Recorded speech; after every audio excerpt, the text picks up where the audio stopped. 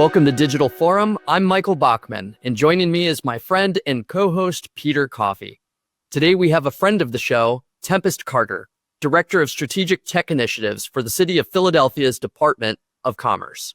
In her role, she develops strategic vision and implementation to attract and retain tech businesses into Philadelphia while being on the forefront of ecosystem cultivation. Tempest is a lifelong Philadelphian and has been committed to increasing the economic viability and equity of this city. She's a graduate of Temple University and views Philadelphia as a growing epicenter for equitable tech. She fell in love with economic development while serving in the United States Peace Corps from 2012 to 2014, where she worked in a small Panamanian village to expand their markets for artisan goods. After serving in the Peace Corps, she spent 10 plus years in community economic development, connecting with and advocating for small businesses throughout the city at the community development corporations such as Esperanza and others. Welcome, Tempest. We're glad to have you today. I'm so happy to be here. It's really exciting. It's wonderful. So the first thing that we would like to do is tell our viewers and listeners that you're going to be at PACT Forum on March 5th of this year, and we're looking forward to having you.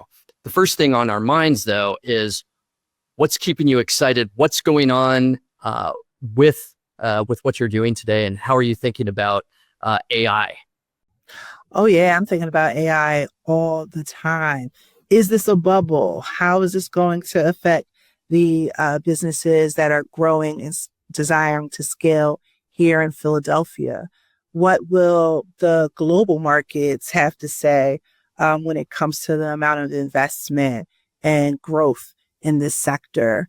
If the bubble bursts, what will happen to our businesses that are growing and trying to stabilize and scale here in Philadelphia? And what is also beyond AI?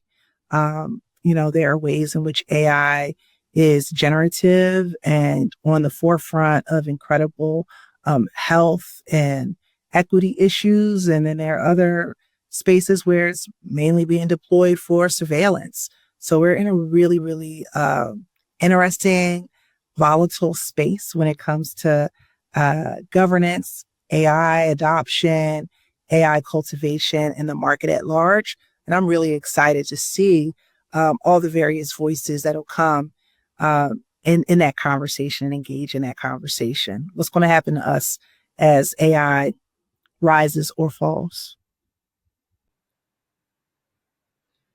And Tempest, how are you advising, businesses and the community? Let's dive into equity and AI. What's actually meant by that? When we say those words, what should we all be thinking about, and how should we be applying equity to AI in general? Right. I mean, when you look at AI cases and in business, you have on one hand Palantir or other companies like that utilize AI for surveillance, looking at large data sets to figure out who's driving what car, how to pinpoint them, having them as part of quote unquote kill chains. And then on the other hand, you have businesses like Fish Tech here in Philadelphia that are working primarily with the Innocence Project and utilizing generative AI to transcribe, prisoners who are, saying that they are innocent and being able to get their cases seen and off of backlog. They're also working primarily with they're working right now with the Commerce Department for a CPA and tax match program where we're partnering with small business owners who have $250,000 or less in revenue and connecting them to CPAs and accountants in the area. And the application was created with AI and is able to, change which language on a dime based on their needs. So right there, you have a case where it's being used to support business growth, marginalized businesses or marginalized people access the goods and services that they need to be able to thrive and grow. And then on the other side, you have it for large scale surveillance in ways that may undercut our constitutional rights. And what we really want to know, and really what we want to kind of showcase for Philadelphia, is that we're actually the home for equitable tech, period, but particularly when it comes to AI, large-scale AI adoption, that this can be the home of ethical use of AI, that those that are utilizing AI, creating companies with AI, are doing so in a way that's conscientious, not only of the end user, but for the environment as a whole. So how can we do that holistically, and how can we support that? Tempest, I feel like you really put your finger on one of the key questions here, which is that if you look back at the early conversations about the internet, people would say things like, oh, look at this amazing democratization of access. Look at things like Wikipedia that become vehicles for community knowledge. And I think it would be generally agreed that what happened is that there was sort of a coalescence to a small number of very large capitalized gatekeepers that wound up defining what the internet was for the vast majority of people. And AI has the potential, as you've suggested, to make a level of expert support for things like accounting and other things available to small businesses. You used one of my favorite words earlier, which is scale, to take a small business and allow it to engage with a larger market, or even a global market, a multilingual market, with, one of the things AI can do very well. And yet at the same time, there's also another, I won't say path of least resistance, but another path, a slippery slope, if you will, that leads to a more concentrated definition of truth, a more concentrated access to capability.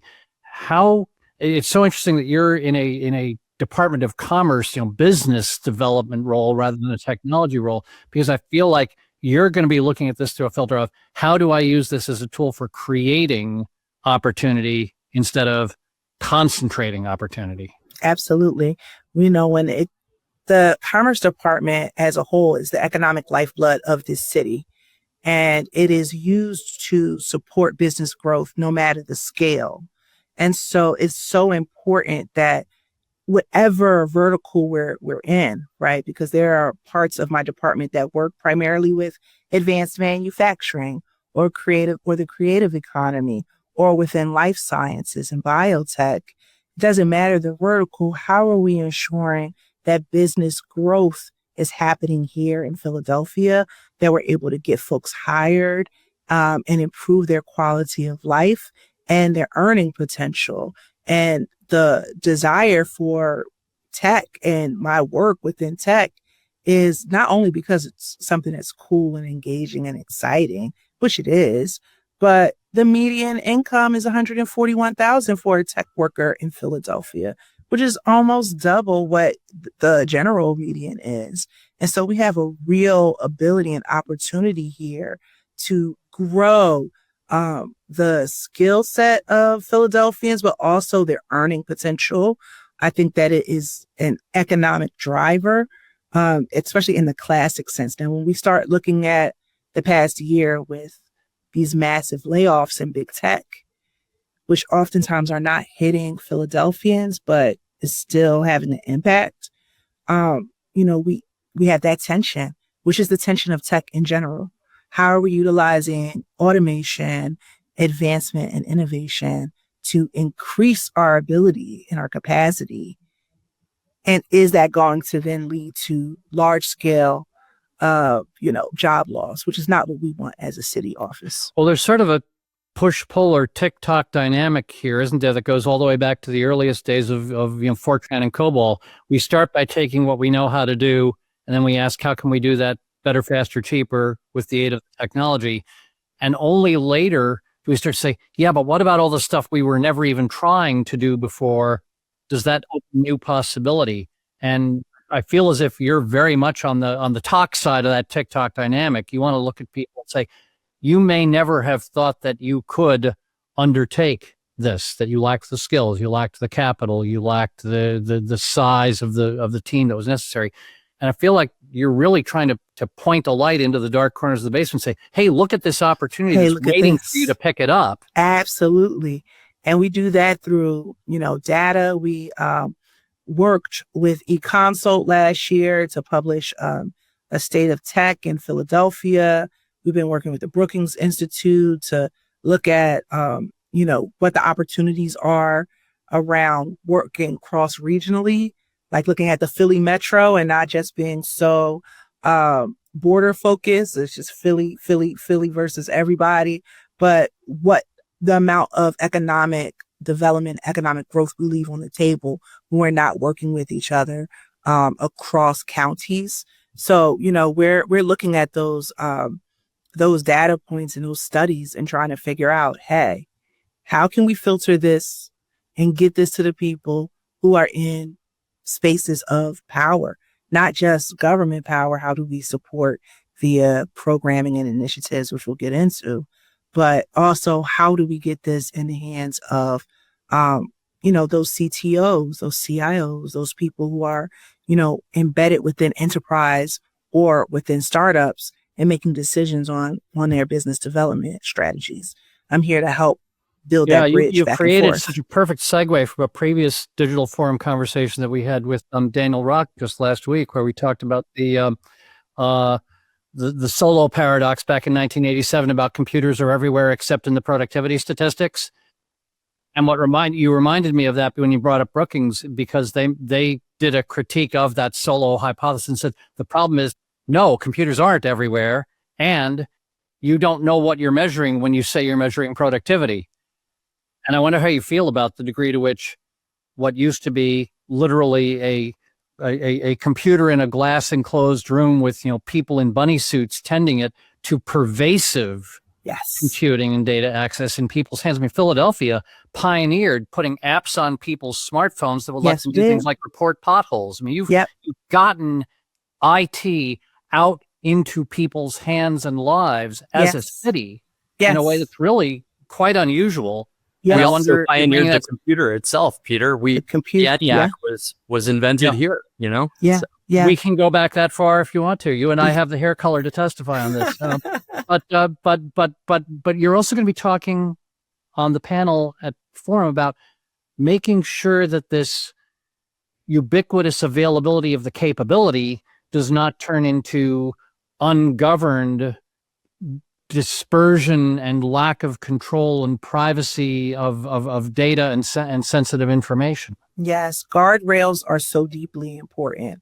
And I'm part of multiple working groups and alliances, whether the Philadelphia Alliance of Tech and AI, or, whether I'm working with the Keystone Alliance and of AI, and all these various working groups, which are primarily from a business lens, right? They're pushing for full-scale AI adoption now, pushed by the city, pushed and supported by the state. How do we get connected to enterprises at a large level? Let's be on the front end of this, and often quite upset that it feels like Philadelphia as a whole is slow walking, or behind, quote unquote, in terms of AI adoption. Well, historically, regulators of technology have said to the horse, giddy up, and then started talking about closing the barn door. Right. What are your thoughts on what are the guardrails that need to be proactively, even preemptively in place to keep horses from leaving barns before doors can even be built, let alone closed? Yeah, I think that this is something that I always bring up in these working groups. I'm really I'm Tempest, but I'm really Temperance when I'm in those spaces, right?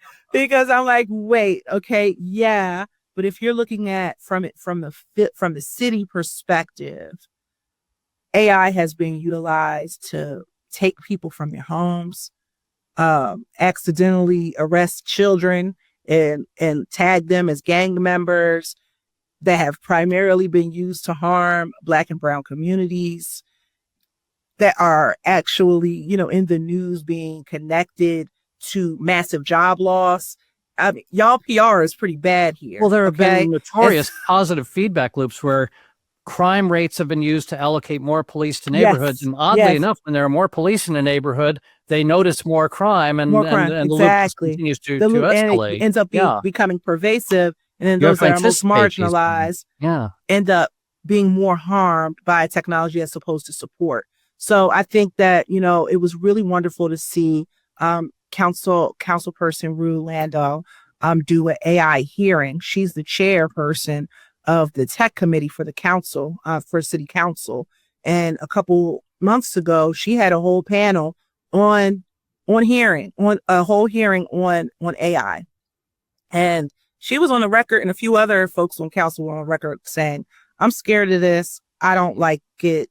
But there were incredible speakers that spoke about building a Bill of Rights for citizens and around AI, and creating guardrails, people that worked with Biden to create guardrails for AI. And I think that we really need to look at, and this goes back to this idea of creating a space where we're known as the ethical hub of technology, that even if it takes a little bit longer, that we need to be on the forefront of actually creating a container and a guardrail for protection to protect those who are going to be most marginalized.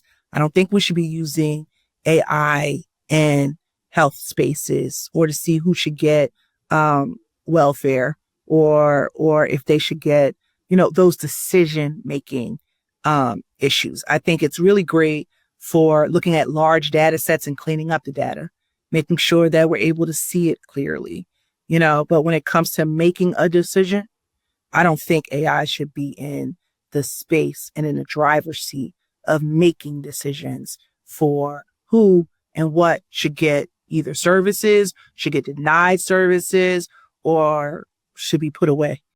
Isn't that one of the most interesting things about the AI-derived models that are being used now compared to what we used to call computerization? The old ones, you could read the code and know exactly how it was making the recommendations or taking the action it was. And these are, to some degree, more of a black box, more of a neural soup. And it's sometimes difficult to say, why exactly did that AI make that classification? I think high on your mind of not getting into that place where there are unexplainable actions that you just have to say, well, that's what the algorithm did. Right. It ends up being incredibly opaque. And, they're not making it's a language model.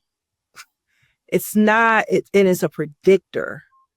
So, to ask for it to be in a space where we can turn off our brains and just put a prompt in and have it actually make decisions for us, I think is unwise from a moral perspective, from an intellectual perspective, and certainly for us, like being,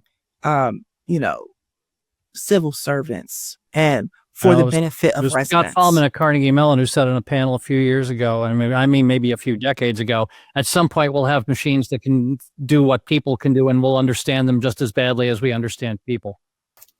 Exactly. Michael, I can keep Tempest here for an hour, but I need to let you get some oxygen. We could keep Tempest here for as long as she'll have us here. Sure.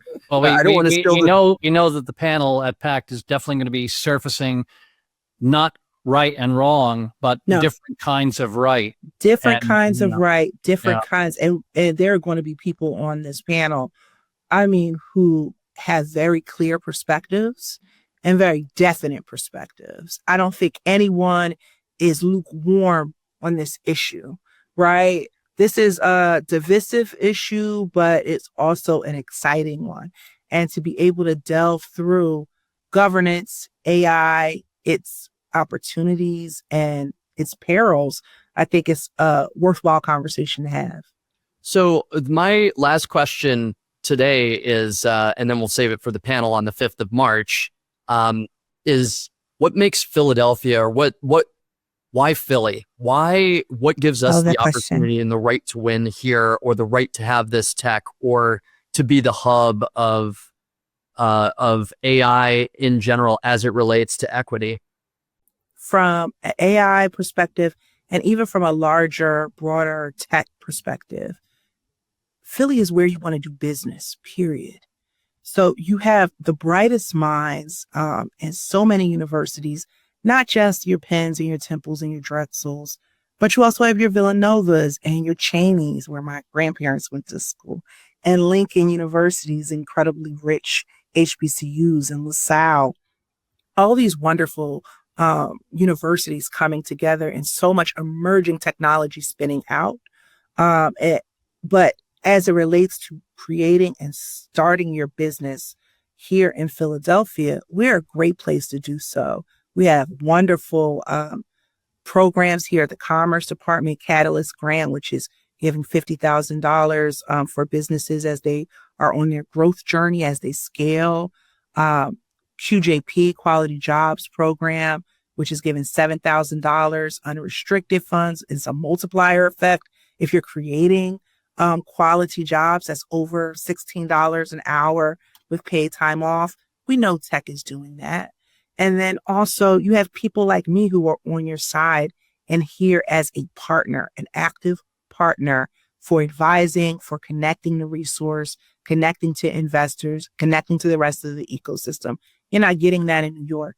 New York, you're just getting high rent and access to some incredible investors. But 90 minutes on a Acela, you can get that here too and afford to buy a house. So I just really think that, spatially, we're in the nexus right in between all of the power in DC and all of the financial power and dominance of New York. And we have our own world-class, city amenities. But our ecosystem is ready, is growing. There's tons of investment happening, a lot of incredible companies that are continuing to grow. And you have people who are on the forefront of ethical tech. You have your fish techs and, your employee cycles and, you have your ideates and just really, really incredible companies that are right on the line, your gurus and your boomies. You have such incredible companies that are here, that are doing the work, that are committed to the work and committed to community. I don't think that there's a better place in the country to do the work than here. Michael, we should do a conference in Philadelphia. It sounds like a great place. I think so. I cannot wait for Forum. Forum is always an incredible place to learn, to network, to really be at the nexus of tech and capital. And then it dovetails really, really nicely, to Philly Tech Week. You have Forum in March, and then you have Philly Tech Week in May. And when I tell you the amount of energy that are in those rooms, it really sets businesses up for success. And I want to be right here as not only a cheerleader, but a connector. Well, thank you for being part of Forum this year, Tempest. It's been great to have you here. Yeah, it's a joy. It's a joy and an honor.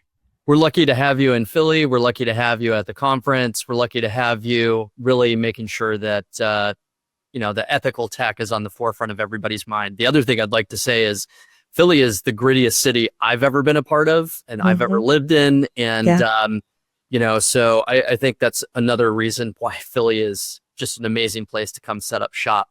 That said, we'll see Tempest Carter at PACT Forum on March 5th, 2026. Can't wait for all of that.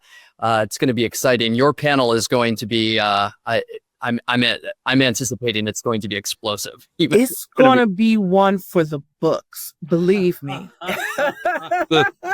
Looking forward to it. Tempest Carter, everybody. Thank you very much, Tempest, for being with us. We'll see you next time. Thank you. Thank you so much.